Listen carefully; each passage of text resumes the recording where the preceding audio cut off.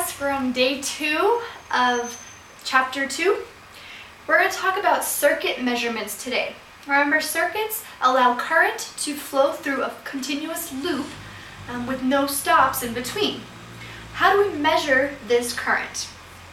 First of all, we're going to talk about electrical potential. Remember back when we talked about waterfalls and potential energy, how the water at the top of the waterfall has lots of potential energy, gravitational potential energy to be exact. And then as it falls down to the ground, it has less potential energy. So it goes from high potential to low potential. In a similar way, electrons in circuits have potential energy. They have the ability to do work, but it's not related to height. It has nothing to do with gravity, but rather it has to do with their force, the force of their electric fields. How strong, how much electricity they have, or force in their electric fields. So the electrical potential is potential energy per unit of electrical charge. How much energy do they have stored in that electrical charge?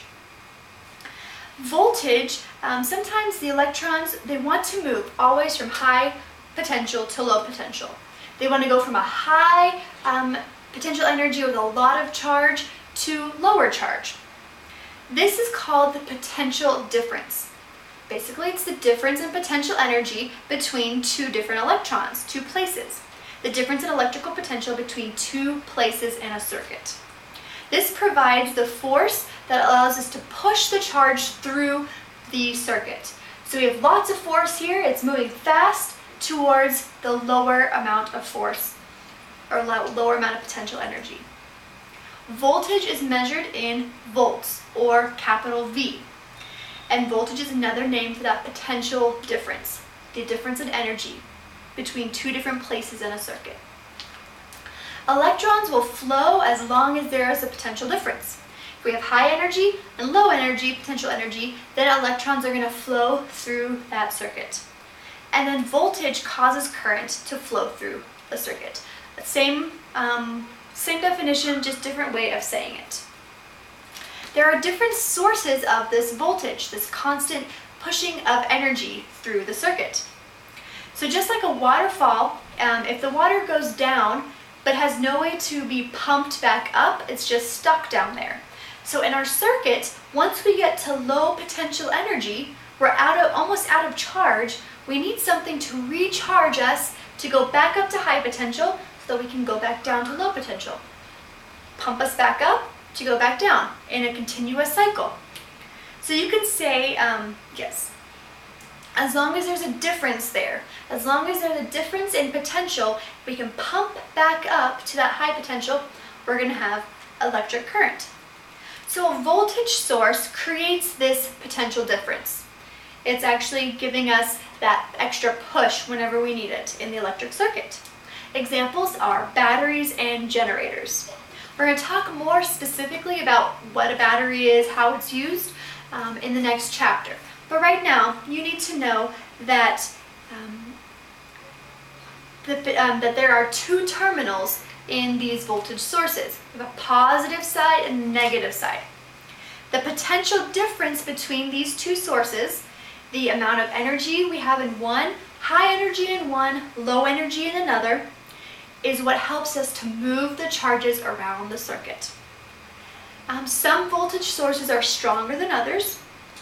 You can compare this and also look in your book on page 58 with pipes and letting water flow through them. If you have a pipe that's almost horizontal and just a little tilt and it's trying to get water through it, the water is just going to kind of trickle down. Very slowly, the water is going to come out.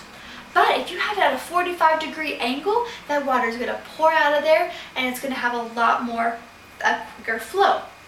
Just like that, the slant of water, if you increase the voltage, you're going to increase the flow of electrons or the current that can go through your circuit. So more voltage means more current. However, there is something called resistance. Remember, resistance is the opposition to change, the resistance to change. How fast the water comes out of the pipe also depends on the length of the pipe.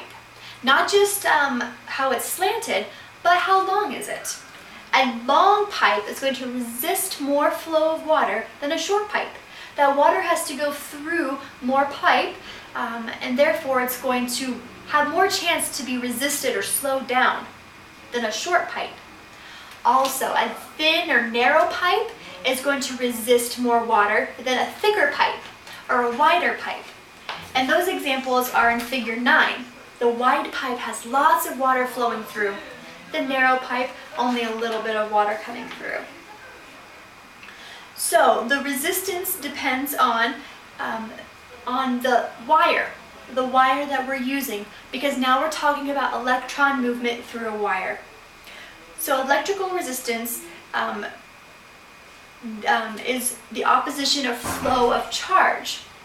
The greater the resistance, the more we have working against us, the less current we're going to let go through. That wire is stopping those electrons from moving through.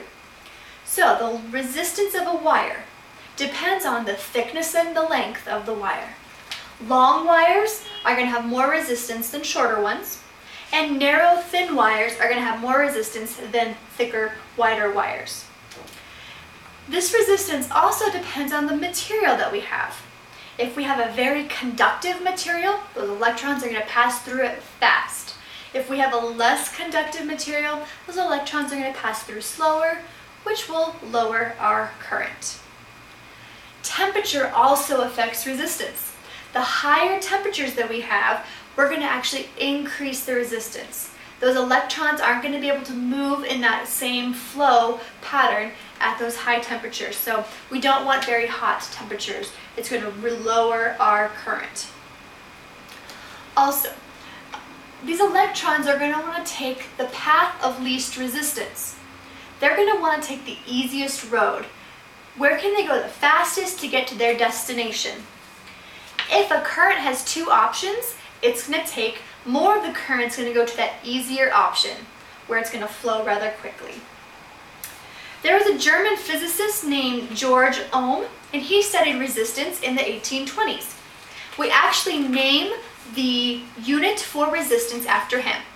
The unit for resistance is called an ohm, OHM, and it has the Greek letter ohm, or Greek symbol, as its unit. We're not using an O, we're using that funny symbol that you see on your screen. To measure resistance, he set up some voltage. He had high potential, lots of energy in one place and lower energy in the other between two conductors, and then he measured how much current went through that wire. He measured the potential difference with a voltmeter. This is measuring how strong is one side, how weak is the other, what is that difference in those two potential energies. And he also measured the current, how many electrons are passing through at one unit of time.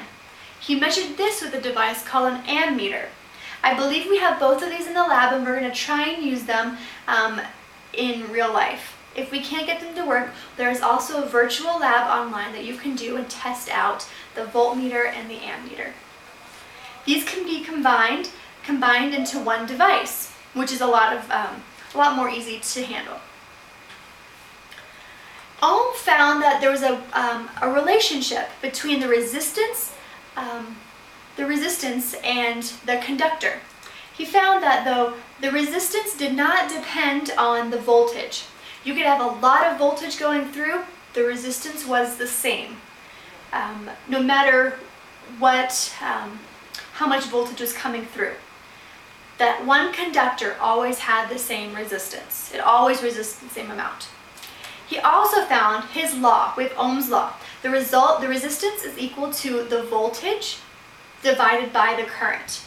R is resistance, I is current, and V is voltage. So you should have a equation popping up. If we want to find the resistance, we have the R resistance equals voltage divided by current. But we can rearrange this equation to find the current.